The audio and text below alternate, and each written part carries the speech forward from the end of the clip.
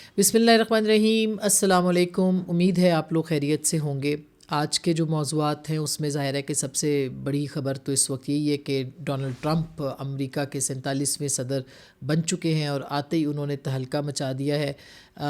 اس کے اوپر بات کریں گے اور اس کے ساتھ ساتھ یہ بھی بات کریں گے کہ کیا کوئی کال آئے گی یا نہیں آئے گی۔ کل ہم نے اپنے ولاگ میں آپ کو ایک خبر دی تھی کہ اس حوالے سے پاکستان کے اندر کیا تیاری کی جا رہی ہے، یعنی اسٹیبلشمنٹ اور جو حکومتی حلقے ہیں وہ اس بارے میں کتنے پر امید ہیں کہ کال آ بھی گئی تو ان کی کیا اسٹریٹجی ہے، اس کے اوپر بھی بات کریں گے۔ اور اس کے ساتھ ساتھ سپریم کورٹ کے اندر ایک دفعہ پھر جو ہے وہ وہاں سے تہلکہ خیز خبریں آ رہی ہیں۔ منصور علی شاہ اور ان کا جو گروپ ہے وہ بھی ایکٹیو ہو گیا ہے، اور یحییٰ آفریدی صاحب کے خلاف جو ان کا یوٹیوبرز، بلاگرز اور جو ایک طرح سے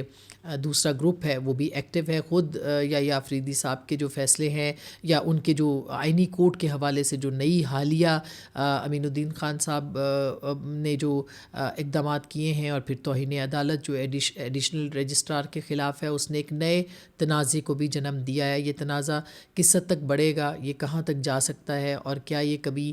پولیٹیکل اس کے اوپر کوئی اسٹیبلٹی آئے گی کہ نہیں آئے گی، کیونکہ آج اعظم نذیر تارڑ صاحب نے بھی خطاب کیا سینٹ سے، اور انہوں نے کہا بڑے واضح لفظوں میں کہ عدلیہ ہمارے کاموں میں مداخلت نہ کرے، انتظامیہ کے کاموں میں عدلیہ کی مداخلت نہیں ہونی چاہیے، مقننہ میں عدلیہ کی مداخلت نہیں ہونی چاہیے۔ اور لیکن یہ جو لڑائی ہے جس میں کہ وہ آئینی بینچ بنانے کے حوالے سے ہو یا دیگر، یہ لڑائی اب بڑھتی نظر آتی ہے۔ اس کو کسی نہ کسی اختتام تک بڑھنا ہے، ورنہ ایک جو پولیٹیکل جو جسے کہنا چاہیے پولیٹیکل معاملات ہیں اس کے اوپر پھر اور زیادہ خرابی جو ہے وہ پیدا ہو سکتی ہے،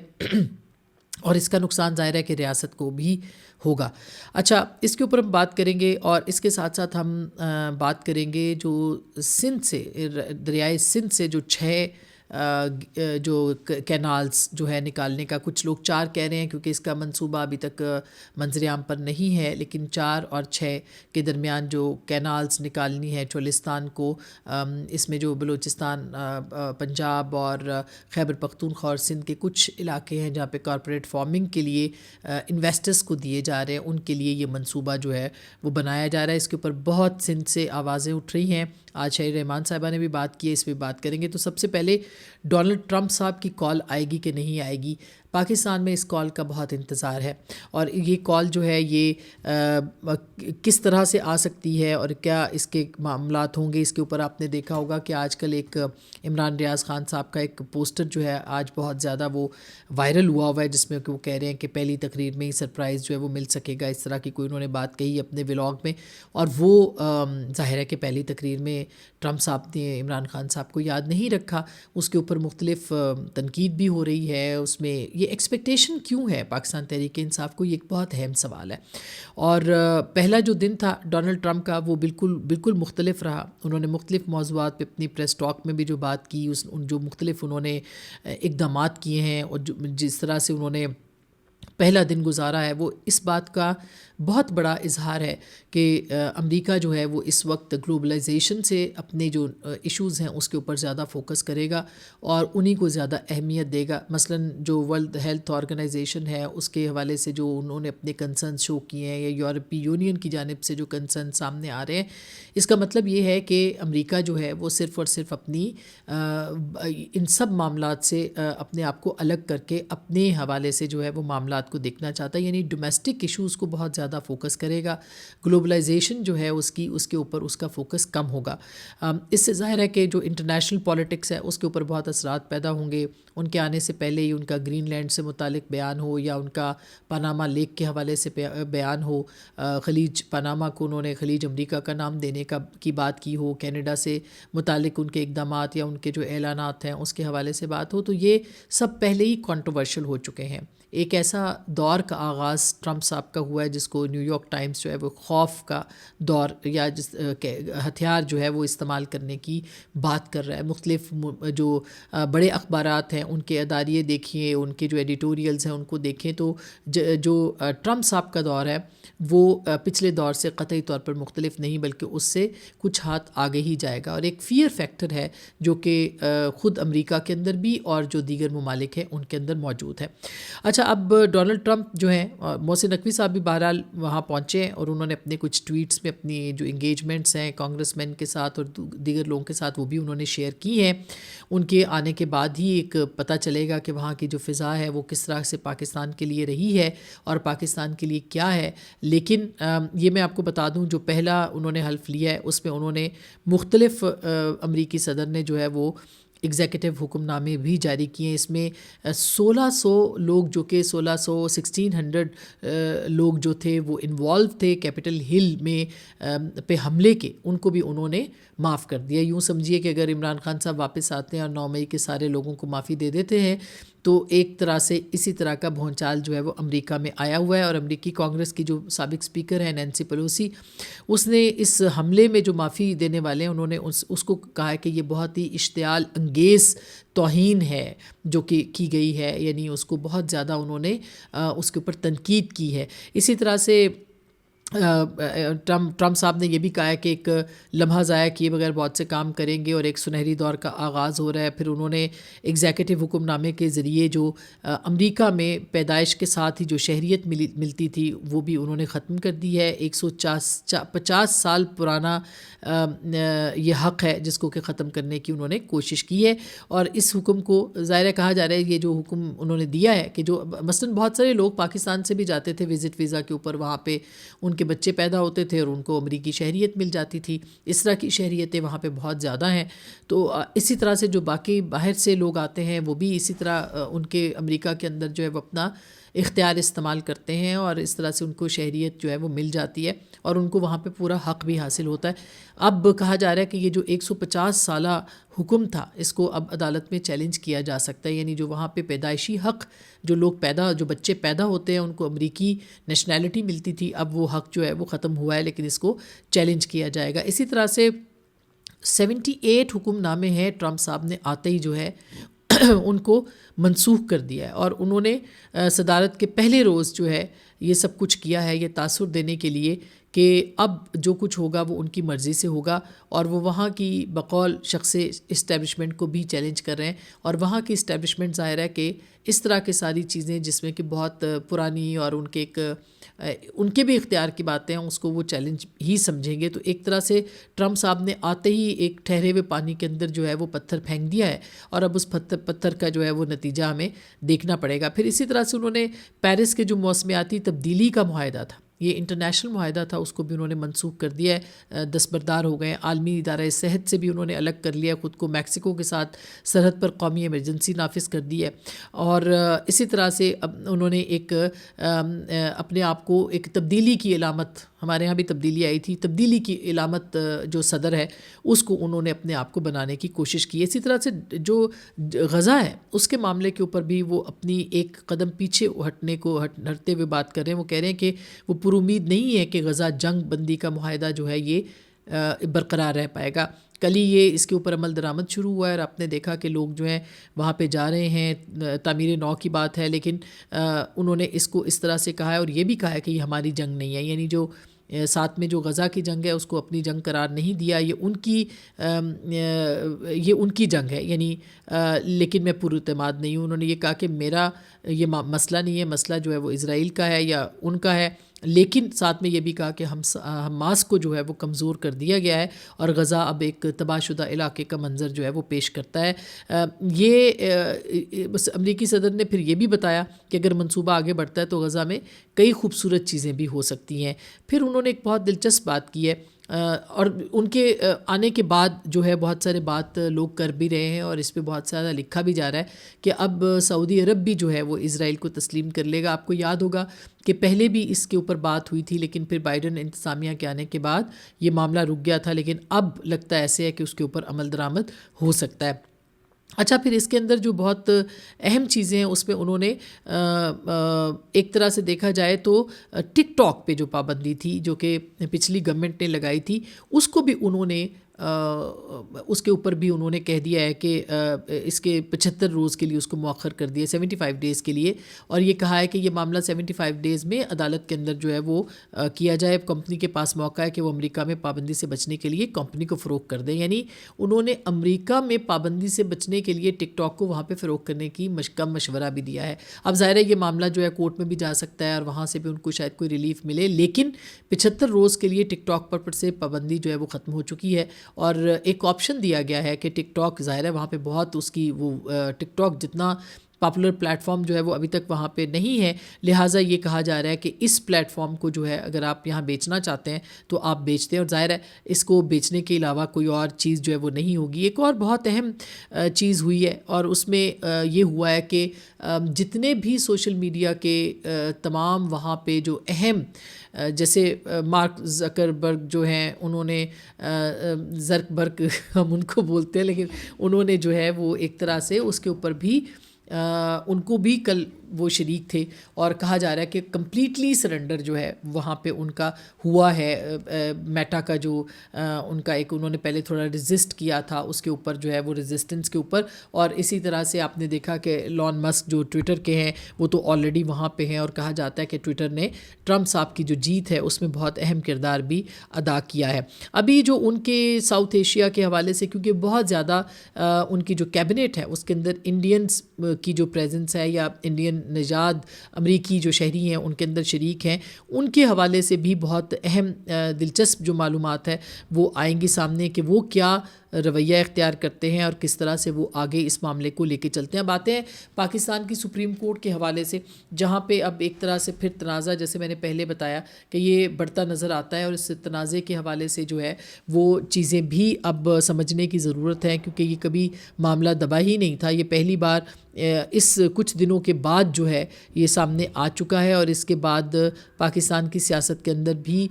وہی ایک طرح سے عدم اعتماد یا عدم یقینی جو ہے وہ سامنے آ جائے گی, جو کہ اس سے پہلے دیکھنے کو ملتی رہی ہے. اور منصور علی شاہ صاحب اس میں اہم کردار بھی ادا کر رہے ہیں, ان کے اپنے بہت ریزرویشنز ہیں, لیکن معاملہ یہ ہے کہ جو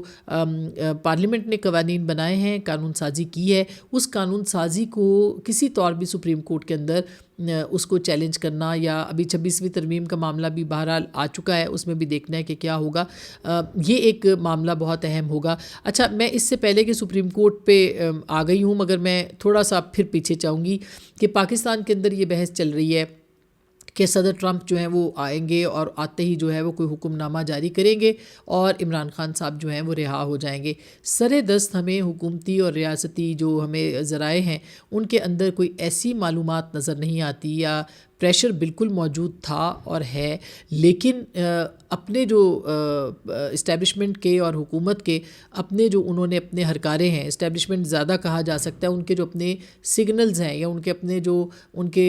تعلقات ہیں, ان کی بنیاد کے اوپر انہوں نے یہ ان کو تاثر دیا گیا ہے کہ اگر کال آ بھی گئی اور اگر کوئی ایسی ٹویٹ آ بھی گئی, کوئی ایسا بیان آ بھی گیا, تو پھر آپ لوگوں کو یعنی ریاست کو پریشان ہونے کی ضرورت نہیں ہے. اور ظاہر ہے کہ یہ ایسے معاملات ہیں جس میں کہ صدر ٹرمپ بھی بہت سوچ سمجھ کے بات کریں گے کہ پاکستان کا اندرونی معاملہ بھی ہے, قوانین کے مطابق جو ہے وہ چیزوں کو چلنا بھی ہے, یہ معاملہ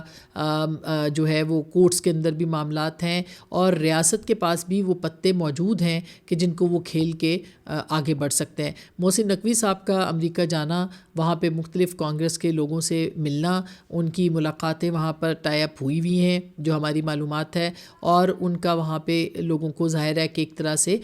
اس اپرچونٹی کو اس کو اپرچونٹی میں بدلنا, اس معاملے کو ان کے لیے کافی زیادہ اہم ہوگا. اور دیکھنا یہی ہے کہ جب وہ واپس آئیں گے تو وہ کس طرح کی چیزیں ہوں گی, کیونکہ انہی کے یعنی اسٹیبلشمنٹ کے جو سگنلز ہیں اس کے اوپر جو ہے وہ چیزیں